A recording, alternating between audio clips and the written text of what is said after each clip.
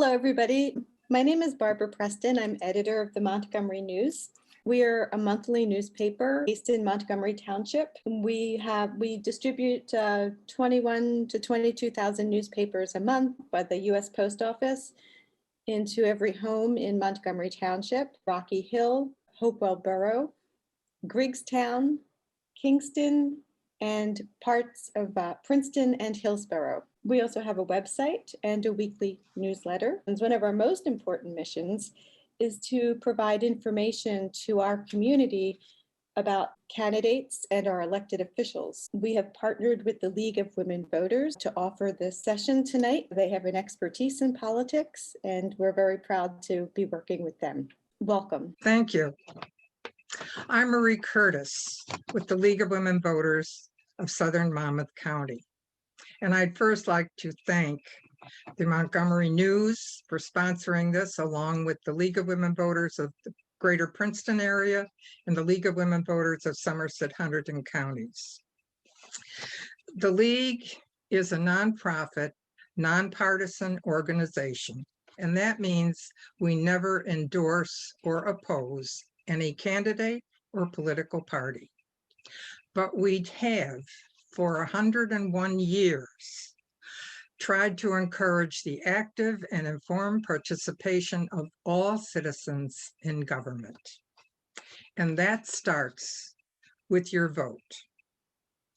And that means an educated vote.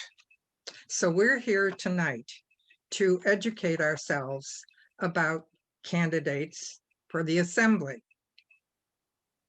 We also would like to point out that it isn't just through forums such as this, but before each election, the League also has a website, vote411.org. And if you go there, put in your zip code, you will get to see what your ballot will look like, where your polling place is. It has all the information about the election, and we provide a direct link to candidates for them to put in their information if they choose to do so. And we certainly hope they do. So you have a variety of avenues that we try to provide the information. But tonight we're here to hear from 3 candidates who wish to represent the Democratic Party in November for 2 assembly seats in the 16th district. And these candidates are Mr. Roy Fryman, Ms. Sadaf Jaffer, and Ferris Zomair. And we are going to start. We've already drawn for position for opening remarks. Each candidate is going to have 1 minute for opening remarks, and they are going to then go to questions that were submitted in advance to the League of Women Voters and the Montgomery News. The questions will have, each candidate will have 90 seconds to respond, and if anyone wishes at the end of all 3 candidates, 1 or 2 of you may have a rebuttal of 30 seconds if you desire. We will then conclude the evening with closing remarks of 90 seconds each from the candidates. We will have a timer. She is ready and willing to let the candidates know, 1 with a sign that says 15 seconds, your time is almost up. And then with a final sign that says, stop, finish the sentence, time is up. So we hope you'll all abide by the time constraints. It's merely an effort to see that every candidate is treated equally and fairly. And with that, we're going to get underway with opening remarks. And we start this with Sadaf Jaffer. Good evening.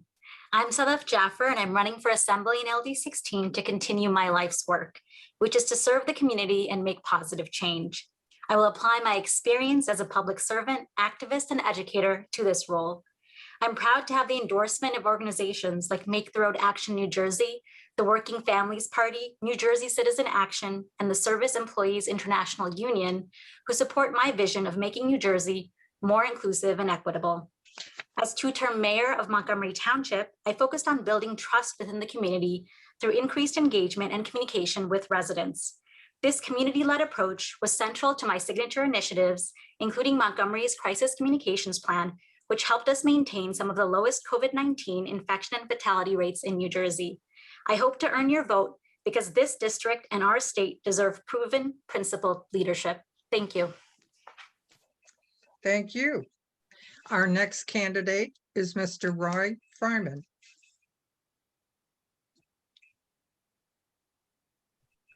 Thank you very much. I appreciate it. Thank you to the League of Women Voters and Montgomery News for hosting this. It's important that we have these types of forums to be able to discuss issues that are important to the 16th District. 4 years ago, I was given the greatest opportunity in my life, which is to be an assemblyman for our district, to be able to serve and to serve not only the district, but the state overall. It has been incredible work working side by side with Andrew Zwicker, and we're very proud of the track record that we have in the capacity of working in the assembly. And I'm very much looking forward to continuing that work. Tonight will be a great forum for everyone to be able to discuss issues, to hopefully do a deep dive around some of those issues, and to answer any questions that you may have. I'm very proud that we have other people stepping forward that want to participate. It's a great show of democracy that we have right here in New Jersey. So thank you very much. Thank you. Timing was good. Our next candidate is Mr. Zwaron. Thank you so much for inviting me tonight. My name is Faris Zwaron. I'm a naturalized immigrant, an activist, and college instructor at Princeton University. I grew up in Syria, and I became a political activist in college, fighting against the brutality of the Syrian regime. In 2010, I got a Fulbright scholarship to come to study in the United States.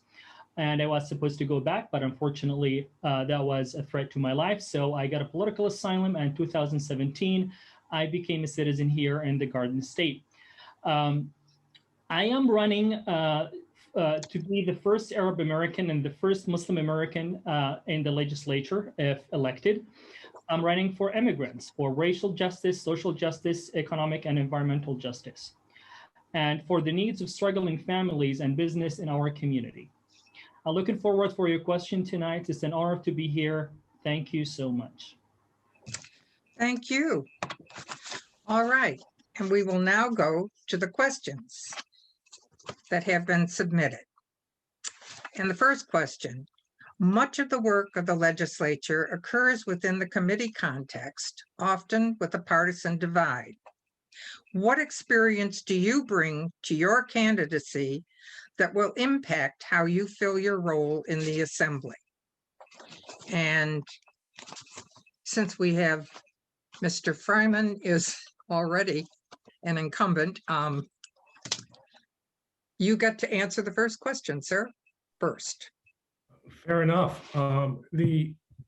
So if I think I understood the question is saying how are we going to work within the committee design within the... What particular talents or experience do you bring that will help you work within the committee structure and opposition forces? Okay, well, yes, I've been doing it for 4 years. So it starts off with that. The second thing is it's a developing within the committees itself. I do think it's where the bills and the legislature get refined. And so working with not only within your own caucus, but also reaching across the aisle and being able to work in a bipartisan manner, I think is really critical. And I've done that in a couple of fashions. Number one, when I first got into office, I worked and created what was called the 218 Club. I got freshmen assembly people together to build relationships on both sides of the aisle so we can get to know one another and deepen relationships. And I'm also co-chair of the Business Caucus, which is a bipartisan group that are working together, because no one has a monopoly in all the good ideas. And we have to work together to solve the problems. These are deep issues and challenges in New Jersey. So I think it's really critical that the committees, which is it's really it's a microcosm of really what the larger group. It really shouldn't be just singular. It needs to be in working totality to make it really work on both sides of the aisle, and that's about relationship building. Thank you. Ms. Jaffer?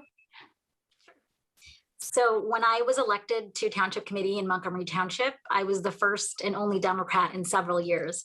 So I certainly have experience working across the aisle, working with people from different political parties and of different political persuasions to accomplish goals based on our shared values. I think politics is a lot about finding common ground and communicating with people. And my background as an educator, a lecturer at Princeton University, I think helps me in communicating with people, breaking things down and finding that common ground. I also have learned to what degree politics is about building relationships with your community, with the stakeholders, with your fellow elected officials, and then building consensus. If you want to accomplish something, you better be able to explain why it's important, how you're going to get there, how you're going to pay for it, and all of those different steps along the way. And these are things that, you know, I've had the privilege of experiencing as mayor. And I certainly think that that trial by fire that I had as mayor during a pandemic, where we had daily calls with all of the mayors in our county, with the county elected officials, with state, federal elected officials, and somehow we were able to manage and survive through a very traumatic time. I believe that that experience will really serve me in the assembly. And I also really look forward to connecting local municipal officials with their state government. Thank you. Thank you. Mr. Zaram. Thank you so much. We need fresh ideas and fresh faces. And as a non-career politician, as a teacher by trade, I'm a college instructor. I teach at Princeton University, and I deal with students from different backgrounds and teaching subjects that always bring discussions that are hard to deal with. Facilitating discussions with students in classroom from different backgrounds and different topics through my 15 years of experience comes in handy to talk about hard ideas if elected. Another thing is growing as you know, somebody who grew up outside this country, growing up in Syria under a dictatorship, under a different complete political environment, having an outside perspective gives me the ability and being open-minded and respectful of different opinions, and also paying attention to what the community needs. The point I'm trying to drive home here is community is not only about like electing a person, it's about when a person is elected, having the voice, going back to the community. And that is what I promise to do if elected. I'm not going to take my own position. It will always be shared with the common ground of the community. Thank you so much. Time is up. Okay.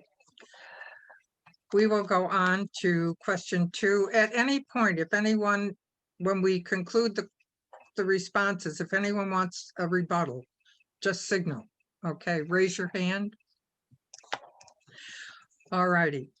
It's been alleged that New Jersey's primary election ballots are uniquely confusing, breaking all the rules of good ballot design and causing certain voter disenfranchisement. What is your position on better ballot reform?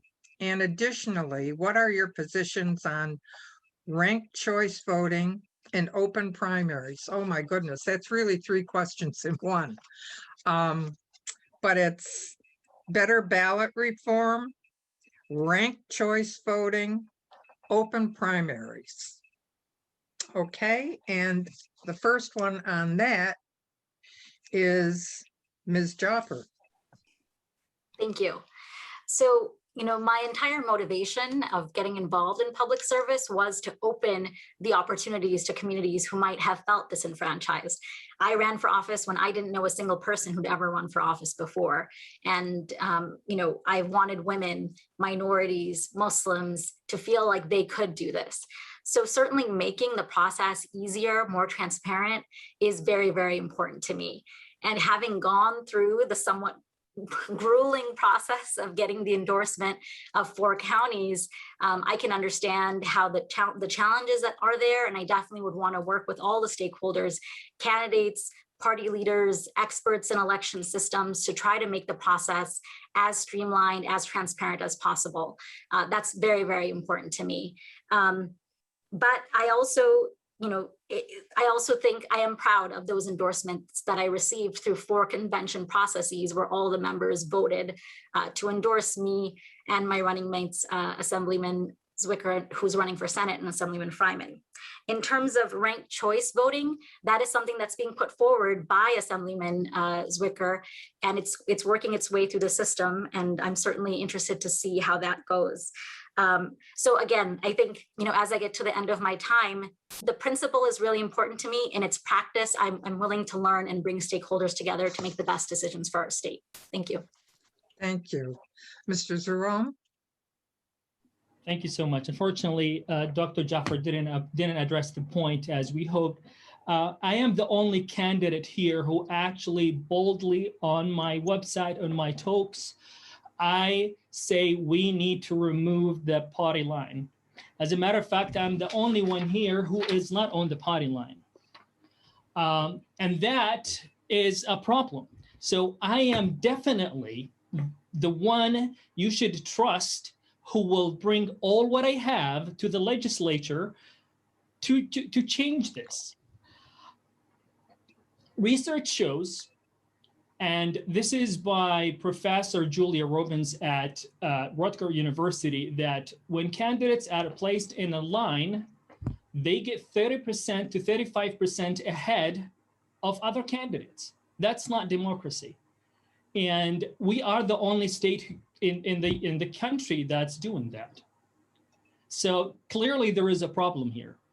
And when people put on one line, unfortunately, the political machine is counting on that voters don't pay attention to that. That's tricked me personally when I first voted after I became a citizen. So I will support, and I already have a plan for that in my platform to remove the line. Open choice or ranking choice, that's another good option. Open primary is another good option. So my first choice actually would be removing the line. That's why we have democracy. It's not democratic the way it is right now. Thank you so much. Time is up. But thank you. Thank you so much. And Mr. Fryman, your mute is on, sir. Thank you. Noticed that myself. You bring up 3 big issues to discuss, and a number of these are being conflated into and confusing that you bring together, because you talk about, and in these questions are the ability, does the party have the ability, and should they have the ability to screen candidates? Should they have the ability to go through a process that consists of their own party members to, as the mayor talked about, screen and select and indicate to their own parties, saying, here are the people that we've screened and we support and endorse. And should they have that ability to do that? And then there's the issue of the ballot itself. And is the ballot confusing? Is it fair? And then you also have the idea of an open ballot. When you take a look at the history, New Jersey has done an amazing job, especially when you compare it and contrast it to other states that are going backwards. We have hordes more people voting now than we ever had before. So the idea that New Jersey is going backwards, I reject that notion. Do you have the ability to improve? Absolutely. We should always be looking at ways of improving, of increasing voter turnout. That is the goal of getting 100% and getting more and more people to turn out in the ballots. And so, but I'm out of time. I'd love to be able to talk more about this if we get a chance. Well, you may have a chance. We have a rebuttal. Mr. Zaram. With all respect, Mr. Fryman, I disagree. It's not a matter of screening, and it's not a matter of we have more voters. It is, I have no problem, and I think voters have no problem that people being, it's not the screening. The point I'm trying to say, if endorsement is fine, but when it's in the ballot, that's not okay.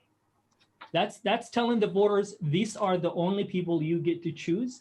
And as I said, there is research. I am not, we have, you can go read all the research done about that. And I just want to say, I'm the only one who got endorsed by Time is up. governance, NJ. Thank you. Time is up. Anybody else? All righty. But that's how the rebuttal would work. All right, New Jersey. I wanted to go. Oh, I'm sorry. Let me know when to start because I know my time is short, so. Oh, okay. All right. Well, if you want a rebuttal, go right ahead. Okay. So, I think that actually we're not the only state that has this. New York and Connecticut, at least, both have party lines. And I've read one paper, but I don't think there's a scholarly consensus about this. So I definitely am interested in more research. And I want to point out that Roy Fryman and I were endorsed by the PCDO as well. So really, we've succeeded in all the endorsements everywhere. So I am very proud of our record in getting those endorsements. Thank you. Okay, thank you. Alrighty. Nobody else? All right. Our next question. New Jersey will receive more than $6 billion in federal aid. How would you like to see this money spent? $6 billion in federal aid, and we start with Mr. Zaram. Mr. Zaram, you're on mute. All right, thank you so much. It is great to have that, and we have a lot to work on to get out of the impact of the pandemic. So that would be our priority, and that should be, the money should be used and divided carefully. The first thing I would do is hazard pay for low wage workers. Those, I'm not talking about doctors, I'm talking about grocery stores. A lot of those are undocumented immigrants, and those didn't get anything. So that would be among my priorities if elected. Childcare subsidies. Unfortunately, in New Jersey, we don't have good a program to take care of children. And again, research shows that during the pandemic, a lot of parents, at least one of them, had to leave work to take care of children.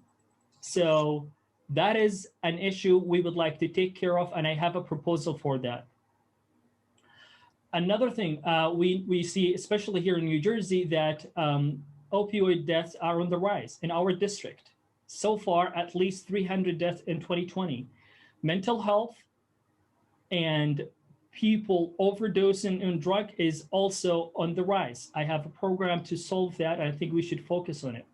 And the last thing I want to say, small businesses, especially mom and pops, a lot of them out of New Jersey, actually, for New Jersey, 30% of those kind of businesses are closed. So that would be in my priority. Thank you so much. Okay, time is up. Thank you. Mr. Fryman. $6 billion. So let me give perspective. The proposed budget is $45 billion. So just to give a roundabouts as to the kind of money, because sometimes we get lost in the size of things. So that's significant. We borrowed $4 billion as a shortfall. So just to give for people to have reference points, that money should be used for, this is a windfall, it should be used as strategic investments. It should be used for our schools. It should be used for greater access to healthcare for all communities. We learned that there's a huge digital divide. We need to eliminate that digital divide within across the state. So there are the building out our infrastructure, moving faster on going to zero emissions or offshore. These are significant investments where you have this bucket of money That's really where we can take a leapfrog and a jumpstart on this for our state. That's where this money really could be used that will help for generations to come. That's where I would utilize and suggest that the state utilize this money. Okay, thank you. Ms. Jaffa? Thank you. So we have to address multiple crises at one time. Obviously, a healthcare emergency where we need to provide equitable healthcare across the board, create opportunities for vaccines for all, regardless of whether communities are under-resourced or minority communities, healthcare for all, as Assemblyman Fryman mentioned. And then we have to think about a green recovery. We are recovering from a pandemic, but we're also dealing with a climate crisis. And so we can and should use those funds to invest in green infrastructure, in job training, particularly in this district. I think there's a lot of opportunities to really build upon the innovation economy, to promote Grown in New Jersey and Made in New Jersey initiatives. And also to do those formal training, mentorship, and pipeline programs, particularly targeting minority communities and women who might not often get opportunities in those fields. We also need to just take care of the basic needs of our community. As mayor, I saw firsthand the food aid that people needed through food pantries, the issues that people were having paying their rent. So we do need to make sure that we are taking care of the most vulnerable, those across the board, regardless of their status or their stance in society, to make sure that they have their basic needs met. Thank you. Thank you. And now we're moving on. No rebuttals already. Governor Murphy intends to fully fund the public worker pension payment for the next fiscal year. Number one, do you approve? How would you suggest funding the pension system and other non-discretionary fiscal responsibilities in subsequent years? And how will your suggestions affect taxes on middle-class families? Wow. You can get all that in 90 seconds. Good luck. I believe it's Mr. Fryman.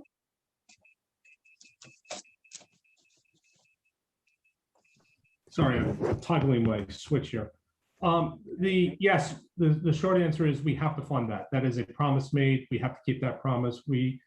If this was a corporation, those pensions were by law needed to be kept up and need to be funded. The people in the pension system have done their fair share. The state has not over the years. We need to make those payments. There is a strategic issue long-term, and this goes back, and it's guilty for decades now of managing the state's debt. This is right now 10% of our budget is consumed with the minimum debt payment. $4.3 billion this year is going towards our debt. I have proposed legislation that would nibble away at it, because you can't swallow this elephant in one shot. There are times you go to a credit card, there are times that you borrow, but you ultimately have to start being responsible and managing it. And I think long-term, that is something that we have to do a better job. So utilizing our surplus, utilizing money where unspent budgetary dollars, applying a portion of that systematically each and every year to paying down the debt would save $100 to $200 million this year alone. And that's how you start to utilize that for future programs and future expenses. Thank you. How would you handle the pension expenses and other non-discretionary funding? Ms. Jaffer. Thank you. So, in my time as mayor, I obviously had to work on balancing a budget and providing for all the different resources that a community needs. This is at a different level with the state, but I do have some experience with that. First of all, absolutely, we have to fulfill our obligation to our state workers, just as all workers deserve that. Coming from a family that had jobs in the service industry, I saw what it was like when my parents were laid off, furloughed, or were not provided with the retirement benefits that they expected and the pensions they expected. It's really devastating for a family, and I don't think the state should be responsible for doing that to hardworking families. That being said, I think that the public needs and deserves a better understanding of where their tax dollars are going. In Montgomery, I established a budget and finance advisory committee where members of the public worked with professionals to go through the budget, to understand it, to see where their investment was actually going, and to give their ideas and thoughts as to whether these priorities really represented them.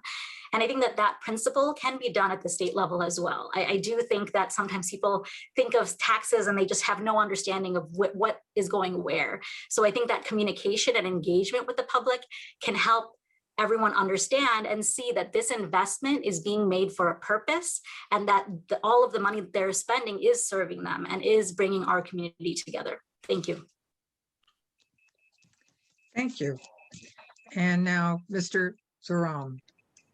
I totally agree with Dr. Jaffer that we taxpayers need to know where their taxes is being spent and who's benefiting from it. So yes, I would support such kind of program. And for funding, the first thing I would do, I will get rid of the EDA. I will remove the taxes, the huge tax cuts for big businesses that I think Mr. Freiman here knows very well what I'm talking about. The scandal of 2019, and which was in the Norcross scandal, which is all based on taxes for big businesses, while it was still in the middle of investigation, unfortunately, and with all respect, Mr. Freiman here voted to extend it. And when he was asked about it later, he said, well, I should have looked into it more carefully, which is true. You should have looked into it more carefully, Mr. Freiman. So that whole program cost us around $300,000 per job created. I don't think that's a great program. So these taxes, instead of being given to big businesses that went to one or two businessmen in our state, I think it should be directed to these pensions. Thank you so much. Thank you. Our next question is again a lengthy. If I can, can I respond? Yes, of course. If you wish a rebuttal. Yes, I just want to, if I could, correct inaccuracies and ask that if someone's going to repeat my record, they try to get it more accurate. I voted to offer a 7-month extension of the EDA because it was under bright light scrutiny, and because all of our surrounding states had offered and still have tax incentive programs. And that the governor had the ability to veto every single application before it got approved. Okay, sorry about that. Maybe you can take that up in concluding remarks. Thank you. Okay. Our next question. These next questions relate to law enforcement. Please respond to the first two by indicating only your support or lack thereof. And then you may explain your positions or amplify. First, do you support recent bills that aim to end the use of county jails to house immigrants awaiting decisions about deportation? And second, would you favor legislation that would make police disciplinary records public and transparent? And finally, please explain your positions or describe other law enforcement areas in which you see a need for legislation. So I'm so sorry. Could you repeat that question? Is that okay? There was a lot there. Yeah, there is. And you're first on this one. Do you support bills that aim to end the use of county jails housing immigrants that are awaiting a decision on deportation? Would you favor legislation to make police disciplinary action, I think, more transparent, more, public? And please explain your positions on this and anything else that you believe should be done in the way of law enforcement. Absolutely. Okay, great. Thank you. All in 90 seconds. Good luck. Awesome. So I do not support immigrant detention. So I certainly would not be in favor. I'm not in favor of immigrant detention. Second, in terms of, yes, absolutely. And the Attorney General has been making a lot of progress in having more transparency in disciplinary action. And ultimately, actually, that helps police departments. Being a mayor and seeing the police department, they don't want to hire people who've had bad experiences elsewhere or might have been bad actors elsewhere. It's really good for everyone to know what's taken place before they hire people on to their departments. Because we've seen that some of the worst actors in police violence had bad records in different departments, and then they went here and there, and nobody really knew what their past was. In terms of police engagement with the community, there's a long way to go. In Montgomery, I'm proud of the initiatives that we made to connect the community with our police department to increase transparency, communication, and trust. We had sessions with members of our Black community and youth activists with our police department to talk about their issues, their concerns. And I think that those sorts of initiatives are sorely needed. And I also had the opportunity to work with a group of women mayors on understanding policing better, on seeing how things are done throughout the country. So there's definitely a lot of work to do. But in New Jersey, we really are on the vanguard of having a lot of progress taking place, especially with the Attorney General. Thank you. Thank you. Our next candidate on this, Mr. Zwaron. Thank you. In addition to echoing what Dr. Jaffer said, first let me say that I totally I'm against these county jails, and I'm against the idea of immigrants being detained. As an immigrant myself, and documented immigrant, I struggled with this every time I left the country and came back, and I detained for long hours for no reason, just because I have an accent and my last name where I come from. That's first. Second, we can do a lot in relation to our police and their interaction with our community. We can start with demilitarizing the police, education and training, for example. We need, I think that was mentioned here, a thorough background checks for hiring. And every time we fire a police, they go to another state or another county and get hired. That is wrong. So these records should be public, not only for government, for the public too. What else? I don't know. The second, that was the second. What's the third? Sorry, it's a long list. Just if there was anything else in law enforcement. Right. Yeah. So I think there's a lot of stuff going on now in the federal government, like the George Floyd Justice and Policing Act. We can do that at the state level. We don't have to wait for the federal government to pass that. So that's something that we can do. Thank you. Okay, thank you. And Mr. Fryman. I have been against the local law enforcement cooperating with ICE all along. I'm very pleased that our Attorney General has taken a position on this, and I support him on that. I think that there is absolutely a need for public involvement and in the sharing of records with law enforcement and the public. There is, and I'm not insensitive to the fact that the law enforcement feels that they're under attack themselves, and we have to work through this because we've got to work together. We need one another, and we know there are bad actors out there, but that is not representative of law enforcement in general. So this is about training. It's about community. It's about working together as community. I agree with what has already been said by the others here tonight. But there's nothing wrong with transparency if it's done with authentic intent. And I think that's where the concern is this being done with authentic intent? But everyone benefits when you have that. And I would certainly support that going forward. Thank you very much. All right, our next question, another biggie. How would you address the threats of global climate change facing New Jersey? And for that one, we start with Mr. Zwaron. Thank you so much. That is a very good and great question. That's the dilemma, the disaster of our time. The first thing we should think about is creating, going forward, our perspective of how we consume energy and how we produce energy should be different.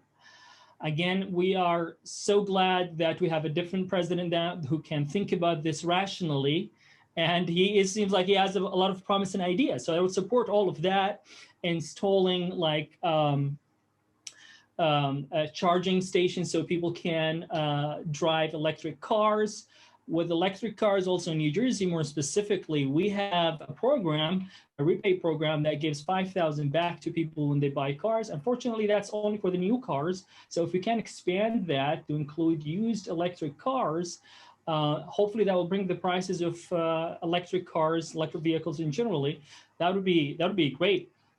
Other things we need to work on in the New Jersey / Pennsylvania area is the pipelines and fracking, which is polluting our lake and river waters. That is unfortunately not being paid attention of so far. And there's something that's related to Central Jersey when it comes to drinking water that's related to health and environment, and creating more green jobs. And I'm out of time. All right, thank you. Thank you. Mr. Fryman.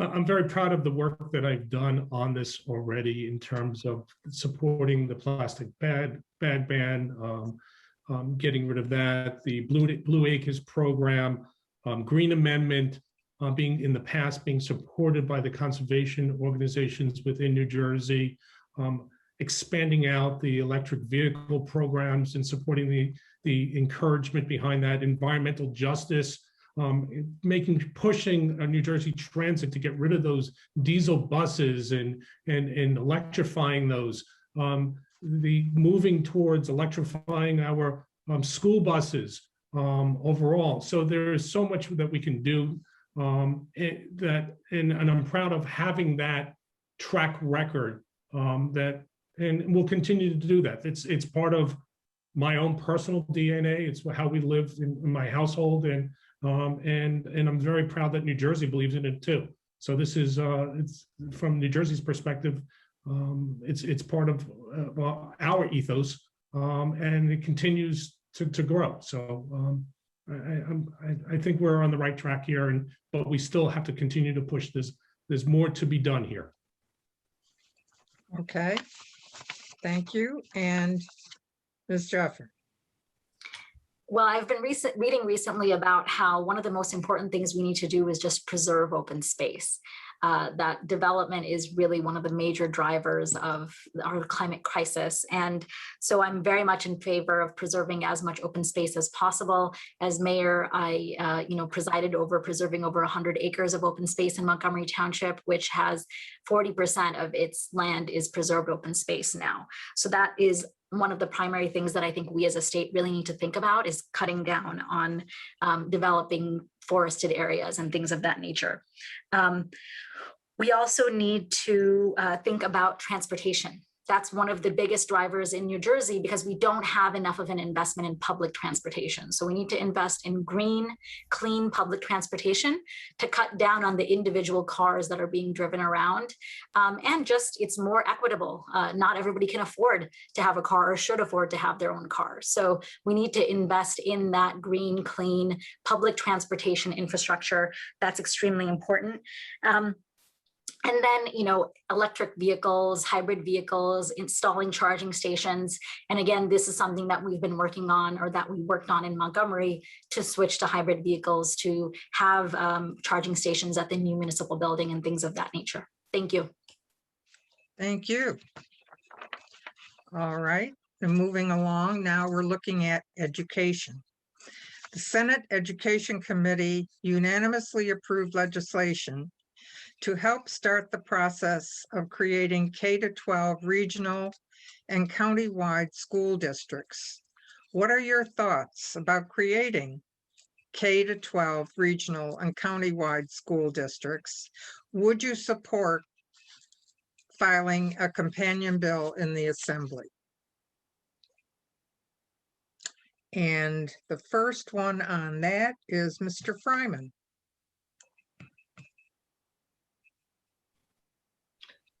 I think that it is a novel idea that should be given choices. I think that there are smaller districts in other places where, given a choice and given incentives, is a really good option. When you have the 600 plus school districts that we have here in New Jersey, I have to think that there is operational efficiencies to be had in certain pockets. But creating mandates, enforcing it, I'm not in favor of. Giving incentives and looking at best practices. It worked in the Princetons when they, as a municipalities, and they brought the school systems, and there are regionalized places where it works really well, and other places where it may not work. So I think that enabling legislation and then also creating a funding mechanism where they can study it and seeing if it would work makes sense. I happen to be the type of person that believes in trying new ideas and finding out pockets, but not one size fits all, because we have various different communities with different needs. And it may work in one area, it may not work in another, but give it a chance in certain areas. Okay, Ms. Jaffer. All right, so I'll start with a funny story, which is that when I was an undergraduate at Georgetown, I was like, why are there so many people from New Jersey here? Something in the water in New Jersey that everyone, gets into Georgetown and is going there. But, that's a light comment, but it goes to show that we have the #1 public school system in America. And that's really a point of pride for everyone in this state. And it's certainly a point of pride for me. And we don't want to do anything to undermine that. And I have a lot of respect for educators, especially K-12 educators. And I know that they are concerned about these movements. And so first of all, I think that we need to bring all the stakeholders together and definitely listen to our educators. They know what happens in the classroom. They know what's best for our students. So we have to consult with our educators when we make decisions about our school districts. That being said, I've seen as a local elected, the desire that people have for home rule and to understand their communities, because every community is different. So we can have a place for that, but we can also do shared services. That's something that we really worked on a lot in Montgomery, to share finance services, health services, many things of that nature that cut costs while still letting you be in control of what's happening in your town, similarly to what people would want to have control about what's happening in their school districts. So I think that there's space for people to creatively come together, but I do think that we need to listen to our educators as we also aim to balance our budgets and, be fiscally responsible. Thank you. Okay, thank you. Mr. Zworon? Thank you. About Sadaf's Georgetown story, I think we have the same issue in Princeton here. As a Princeton resident, everybody wants to live in Princeton to go to schools in Princeton. So I'm looking at this from different perspective. The first one, we have a good pilot in Princeton that seems it's working. If it works in other places in the district or the state in general, I would say this is a great idea. The issue, though, that is to me, as somebody who grew up, didn't go to I went only to grad school here, so I don't know how, Anyway, so the way the relationship between schools and property taxes is the most strange formula I've ever heard of, when I came to this country. Like it seems okay, here's an example. We have good schools in Princeton because we have higher taxes. All right, that's good. That also creates problem with higher taxes in Princeton. But the other side of this is in some neighborhoods where the property taxes are, not as high. I mean, nobody is in favor of high taxes, but living in a neighborhood or in a town that doesn't have good services, and you have to go to a school that's not great, that's like, getting at both sides. So I would say we tried the Princeton pilot where it works. And I also echo Sadaf's advice that we listen to our educators and specialists in this. Thank you. Okay. And we are coming to the end of our time together. I thought we might have time for one more question, but I'm not sure that we do. I think we will go to our closing remarks at this point. And closing remarks, we start with Mr. Zoran. Thank you so much. Well, to my fellow Democrats and people here, I'm honored to be here tonight. As I said earlier, I grew up in Syria in a rural village, in a rural area under like a dictatorship, no democracy. And I was repeatedly arrested in jail for my efforts fighting for civil and human rights. I know from a living experience that democracy and transparency in government cannot be taken for granted. By not dropping out of this race, I am providing us all in District 16 the meaning of true democracy this June when we get to vote, when you get to vote for 2 out of 3. If everybody who doesn't get the party line drops out from the race, voters with primary elections are left with 2 out of 2 choices. That's not what democracy is about.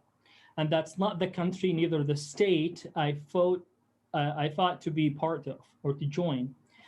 For this primary in New Jersey, we have 240 primary legislative races this year. Only 25 are competitive, being contested. That's only 10% that are real democracy, where voters and our vote matters.